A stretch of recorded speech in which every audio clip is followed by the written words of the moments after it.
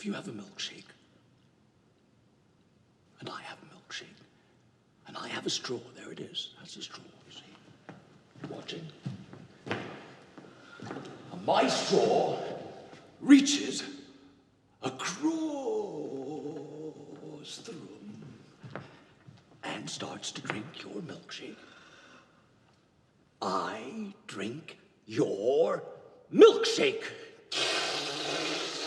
I drink it up!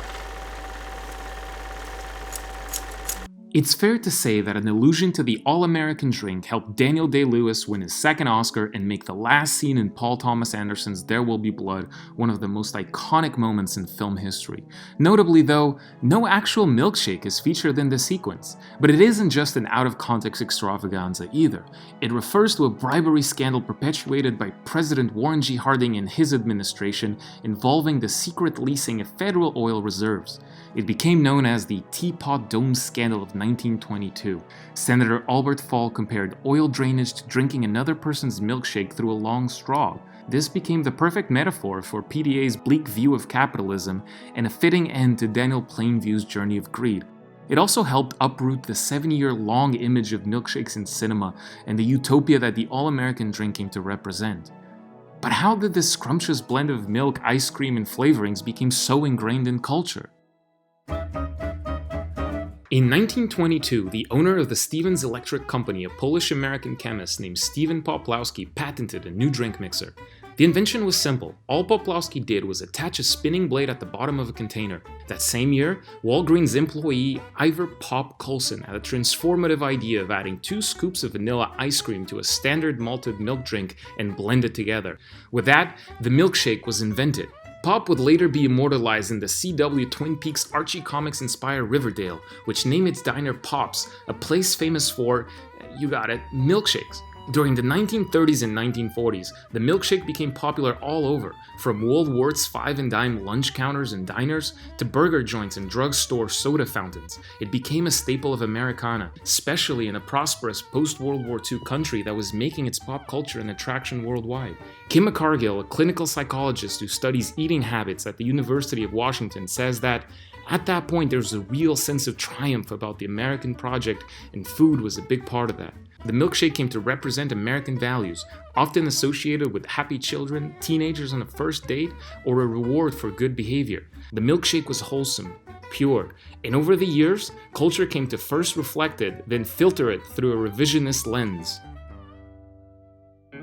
10-1 says that the first scene that popped into your mind when you clicked on this video was the $5 milkshake sequence from Pulp Fiction.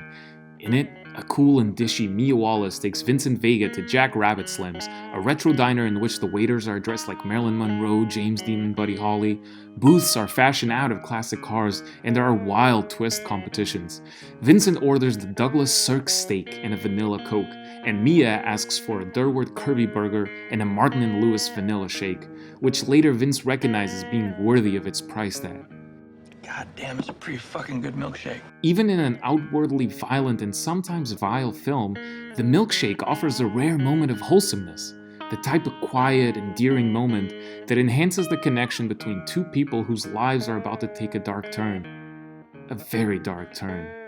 It's certainly not coincidental that their calm before the storm happens to take place at a hub of comfort and nostalgia, a trip to perceived values of old.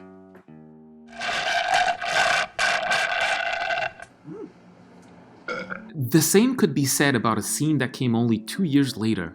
In Trainspotting, heroin junkies Renton and Spud are trying to kick the habit and rehabilitate their lives. To that effect, Spud got a job interview and goes out to get a shake with Renton to calm his nerves. The conversation that follows is one of a twisted mentor-mentee nature and ends with Renton giving Spud speed, hoping it will help him focus and perform. The tragedy, of course, is that Renton and Spud can never live in their lives, only in the world created by the drugs they consume. Still, even in a drug-fueled movie, the shake represents a rare moment of sobriety. It represents not what life is, but what it can be. In 1978's Grease, the milkshake is used as a weapon. proof that the all-American drink can start relationships but also end them. In a scene at a diner where Rizzo, Kaneki, and Frenchie are wrapping up dinner, the couple starts arguing. Fed up with his antics, Rizzo finally throws an entire pink shake in Kaneki's face. The color of the drink isn't accidental, and conclusions about gender politics could certainly be drawn. However, our focus and empathy lies on the mousy Frenchie, who's the recipient of the inevitable line, "No use crying over spilled milkshake." Even when there's a certain degree of violence attached to the fluffy drink, the scenes seem to end in old adages which ultimately propel ideas of goodness and empowerment. Here, the milkshake fiasco leads Frenchie to remove her scarf, which reveals her bright pink hair and ultimately sets the scene for yet another iconic musical number. Another example of nostalgic Americana is George McFly's coolest moment in Robert Zemeckis' 1985 classic, Back to the Future.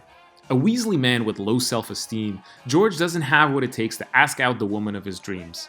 Of course, Marty's entire existence hinges on George's ability to do just that. After a pep talk from his future son, George pumps himself up by demanding a shake, catching it as it slides down the counter and taking a healthy gulp.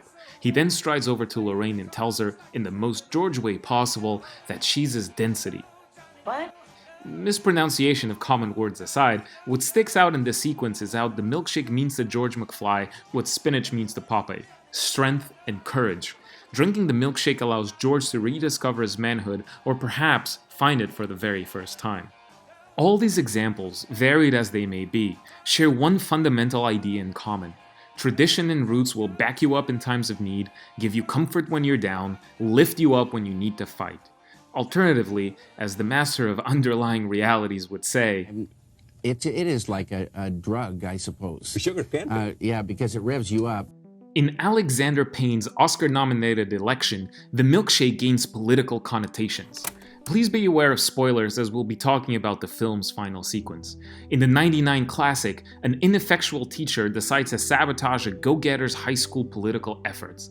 Professor McAllister's lengthy and Machiavellian head-to-head with Tracy Flick ultimately leads to Mr. McAllister's expulsion from the halls of Carver High. In the film's coda, we encounter Mr. McAllister scraping by as a low-paid teaching assistant at the American Museum of Natural History in New York City. During a visit to Washington, D.C., he tells us, in desperately fake tones, how happy he is about his new life. Mr. McAllister's state of mind is enhanced by the two things he holds in his hands, an American flag and a milkshake.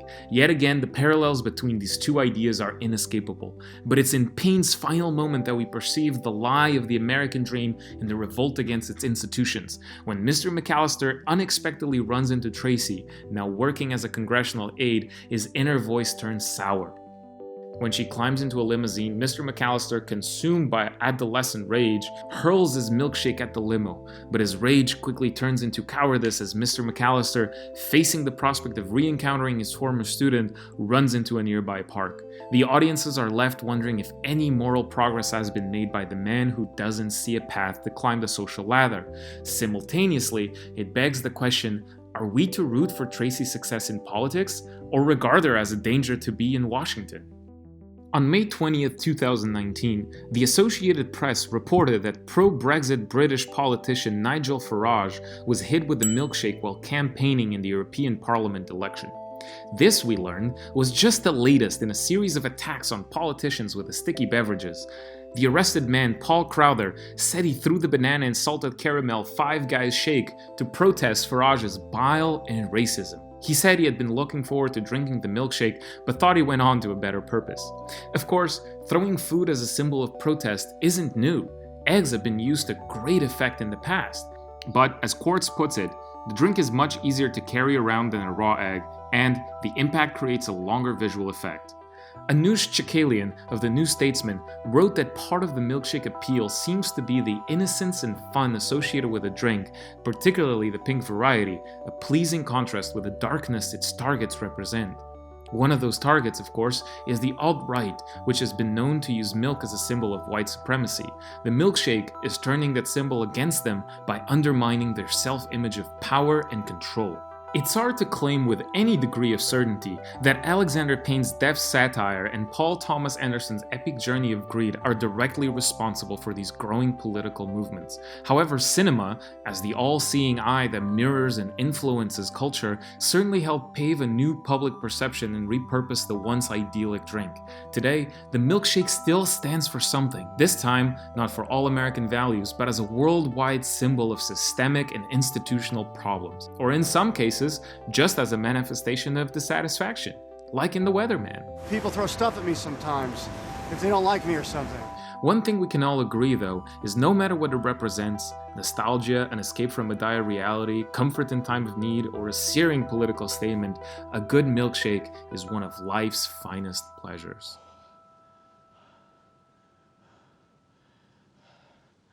I'm finished.